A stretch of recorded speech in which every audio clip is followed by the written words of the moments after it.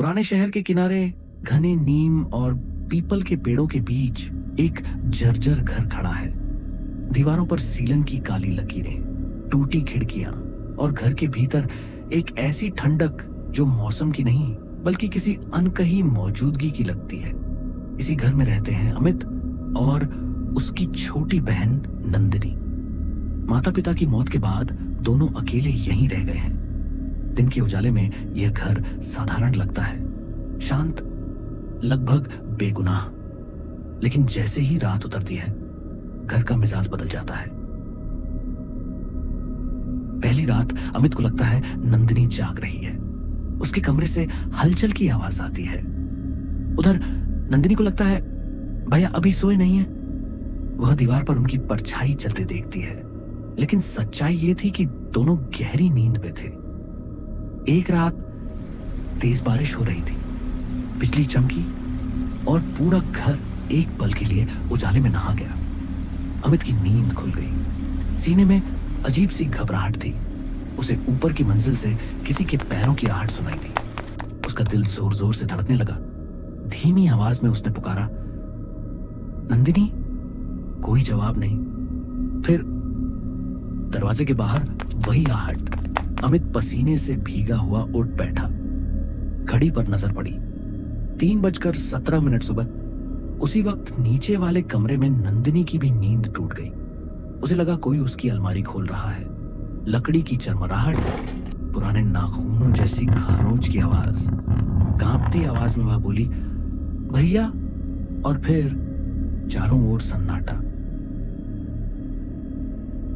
सुबह नाश्ते की मेज पर दोनों एक दूसरे को घूरते रहे। नंदिनी ने पूछा, कल रात तुम जाग रहे थे ना? अमित चौंक गया। नहीं, मुझे तो लगा तुम जाग रही थी। कमरे में अजीब सी चुप्पी छा गई। यह पहली बार नहीं था, हर रात यही होने लगा। कभी अमित को लगता नंदिनी सीढ़ियों पर खड़ी है, कभी नंदिनी को लगता अमित उसके बिस्तर के पास खड़ा है। और जब वे आमने सामने आते दोनों कहते, मैं तो सो रहा था। धीरे धीरे डर उस घर में बस गया। नंदिनी ने नोटिस किया, रात में दीवारों पर परछाइयां चलती है जबकि कोई रोशनी ना होती। अमित को लगा आईने में उसकी परछाई थोड़ी देर से हिलती है। एक रात अमित ने हिम्मत की। उसने घर में पुराना सीसीटीवी कैमरा लगाया। सुबह दोनों फुटेज देखने बैठे।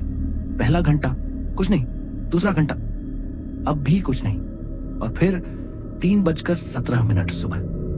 स्क्रीन पर अमित दिखता है अपने कमरे से बाहर निकलते हुए। आंखें खुली हैं पर चेहरा भावहीन। कैमरा बदलता है। नंदिनी अपने कमरे से बाहर आती है। वही खाली आंखें, वही जड़ चेहरा।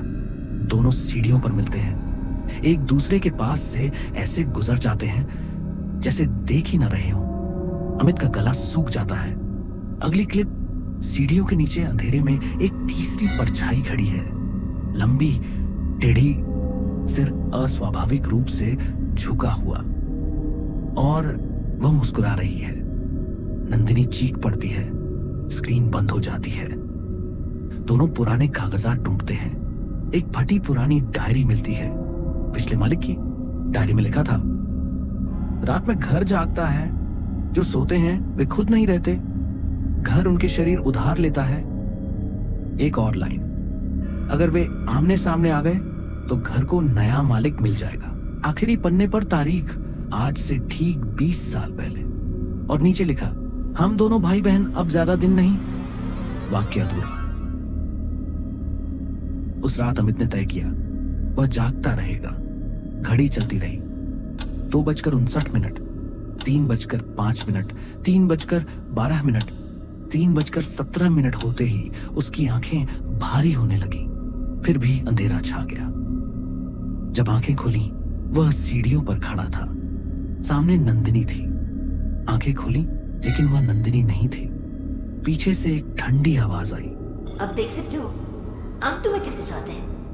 आईने में अमित ने देखा उसकी परछाई मुस्कुरा रही थी, लेकिन वह नहीं। मोहल्ले वालों ने घर से चीखों की आवाज सुनी। पुलिस आई। सीढ़ियों पर अमित और नंदिनी की लाशें पड़ी थीं, हाथ पकड़े हुए, चेहरों पर अजीब सी शांति। रिपोर्ट में लिखा गया, नींद में चलने की बीमारी। लेकिन आज भी लोग कहते हैं रात 3:17 पर ऊपर की मंजिल पर कोई जागता है, नीचे कोई उसका इंतजार करता है, और सच सच ये है, कोई भी नहीं जागता। और ऐसी ही हॉरर और मिस्ट्री कहानियों के लिए चैनल को सब्सक्राइब करें।